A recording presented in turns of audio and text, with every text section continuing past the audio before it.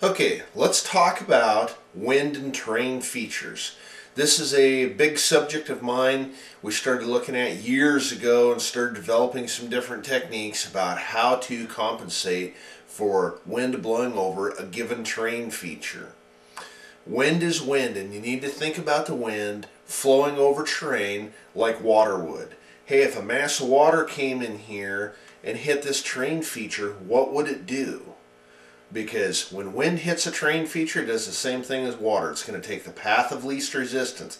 It's going to go up. It's going to divert. It's going to go around. It's going to drop down. It's going to give you these different windage and elevation effects. So always think about it about what, hey, if the wind is coming from this direction, there's a big wall of water coming along there, and it hit this terrain feature, what would it do? Let's give you an example. Let's look out here at 1,208 yards. Out in the mountains here, we're going to shoot this shot over here where we put up the red dot.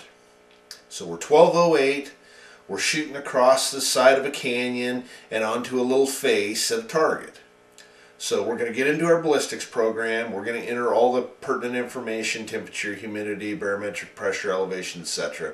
And we're going to get some dope. Let's say we're shooting our 300 Ultra Mag with our 230 grain Berger bullets, and the program tells us to come up 27¼ minutes. So we're going to dial that up. Then we're going to look at the wind. Boy, the wind's blowing right in our ears. So we've got a full value 10-mile-an-hour crosswind. Again, we'll consult our program and we're going to dial in 4¾ minutes for windage right into the wind. Now, if you do that and you shoot the shot, you're going to miss. Look in the picture here. Look at the terrain. That wind blows right into the side of a face, and that face is maybe 30 degrees or so. Now, when we're talking about dealing with wind, wind is wind is wind. So if we had a 30-degree angle laying here coming at us at a 30-degree angle instead of full value, we would be looking at that as a 3/4 value wind instead of a full value wind. The same is true here. If the wind is coming straight across the side like that and hitting that face and blowing up it, that's no longer a full value wind. Straight across here is full value. This is now 3/4 value.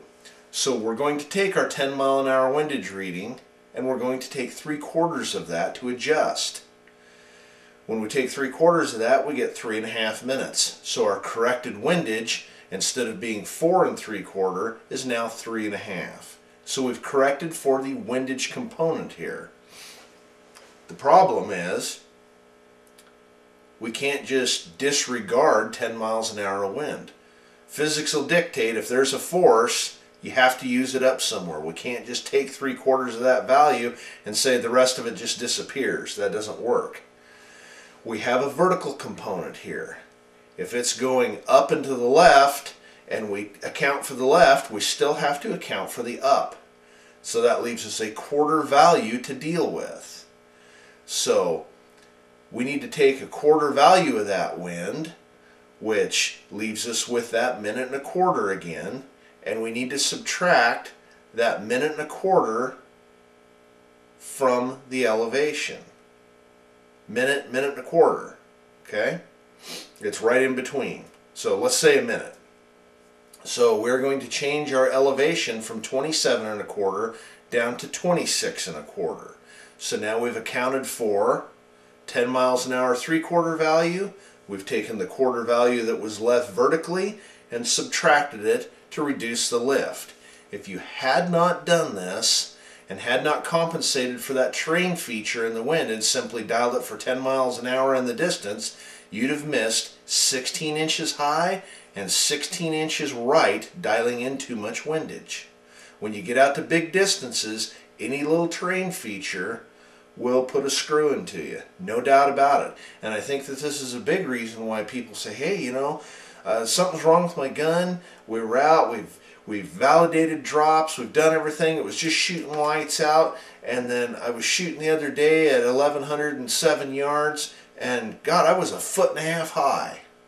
Well, it's usually wind over a terrain feature. Not always, but usually wind over terrain will give you issues like that. So let's move on to our next example. Okay, let's take a look at this shot here at 817 yards. We're shooting down a canyon at 817 yards. We're going to get into our ballistics program. We're going to use our BR2. We're going to factor in temperature and barometric pressure and whatever we have to get our dope. But that dope's going to be 14.25 minutes of angle up. The next thing to do is to determine our wind correction. Now, let's say we have a 10-mile-an-hour wind blowing right in our face. Boy, it's coming straight up the canyon. So this is a late morning shot as the air starts to warm up and the wind's blowing uphill or up the canyon. Now, that would be a zero-value wind, and since at 817 yards, Coriolis and spindrift are not much of an issue. You're talking a couple inches at most for most flat shooting guns. We're talking a zero wind here. Now, let's look at a cross-section of the canyon and analyze this shot a little more in depth. As you look at the shooter and then you look down to the target, you're a relatively flat shot. It's 817 yards. Then we're going to add in our 10-mile-an-hour wind coming up the canyon. So far, so good. But at this point here, the wind hits the face of the canyon up at the head and starts to go up the hill, which is at roughly 45 degrees. Now we have a wind lifting against the flight of our shot. Now, what part of the shot that affects is easy to see here. Roughly half the distance of that shot is affected by this 45-degree or half-value wind pushing up on the bullet. So to correct for this, we're simply going to go to our ballistics program.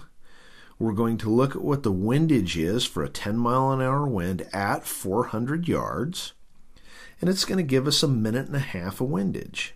So half of 1.5 minutes is 3/4 of a minute, or 7 inches at 817 yards. Now, some guys might say, well, 7 inches, I'm still good. I'm still in the kill zone. Well, if you are, you're just barely in it, and I'm not a close enough is good enough kind of guy. If I see a factor and I can correct for it, well, I'm going to correct for everything I can because I am trying to put it on the X, not somewhere close to the X.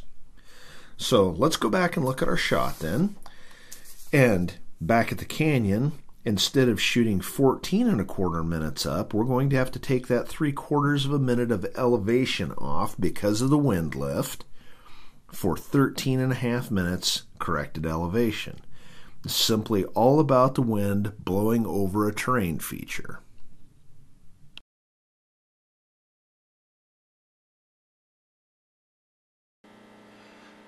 Okay, now that we have talked about segmented winds and our theoretical exercise, let's talk about where it really applies, and that is breaking a shot up into legs. Now when we have multiple directions or multiple wind speeds or wind that is simply not the same over the whole distance of the shot, it really ups our first round hit ability, breaking the shot windage up into legs. Let's look at this example here. Let's say we have this target across this canyon at 1,726 yards. Okay. Now when you look on the topo map here, we'll be shooting down this canyon and then across another canyon. So the canyon makes a T. Now, we'll break that shot up into two different legs. The first leg is going to be 1,239 yards. Now, 1,239 yards, and the windage we're going to look at will be 3 to 4 miles an hour tailwind. Now, breaking a shot up into legs under most normal circumstances does not change our elevation. So our elevation is still going to be the 1,726 yards or 46.5 minutes. But when we start looking at the shot legs for windage, we look at 1,239 yards, we have a tailwind or a no value wind, but we still have spindrift and Coriolis to account for. Now, when we account for that, we're going to need to dial 1 minute to the left to account for spindrift and Coriolis at 1,239 yards. So when the bullet gets to the 1,239 yard point of this shot, it is going to be right on the X. Now, in the second leg of our shot, we're going to be 487 yards. We're going to have a 5 mile an hour wind, but at a quartering or half value wind. So when we look into our ballistics program for 487 yards for that leg of the shot, we come up with 1 minute to the right for the correction. Because the wind's coming from the right, we've got to correct into it. So the two legs balance out. We've got a minute left for the first leg, a minute right for the second leg. We're going to dial this shot for no windage, but the bullet path is going to look like a snake, and you will see that in the video here later. You'll physically be able to see the bullet drifting to the right and then drop back into the left to the target. Okay, we're 1,726 yards. We're shooting almost completely flat. We've got all of our conditions in. I'm dialed up 46.5 minutes. Now we're shooting down a canyon here. I'll pan back so you can see it. We're shooting down this canyon, and you can see a canyon coming from the right hand side of the screen.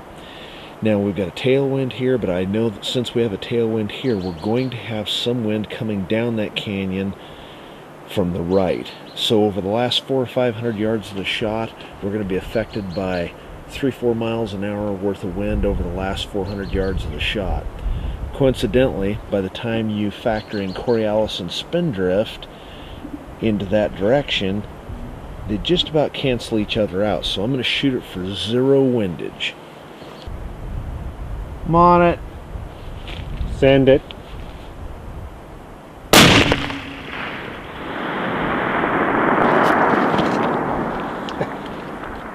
You like that? Looked good. Looked real good. Now we're going to put a red line up on the video here to establish the straight line distance of the shot. You will see the bullet trace going up to the right side of that straight line, and then we will put up a red dot. There's the dot, and that is the right hand most windage that the trajectory goes through, and it comes from this point to impact the rock like you see here.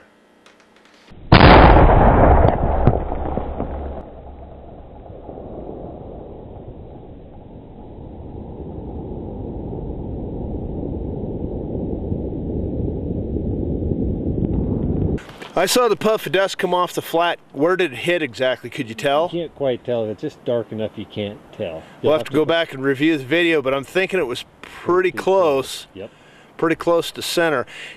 If I had to make a guess, I would say that the windage was spot on. Yeah, it looks like it. And maybe the elevation might have been up or down a little bit. Yeah, but you just can't tell. Couldn't tell about that, but the puff of dust came out almost in the center of that. Yep. So, money. Awesome.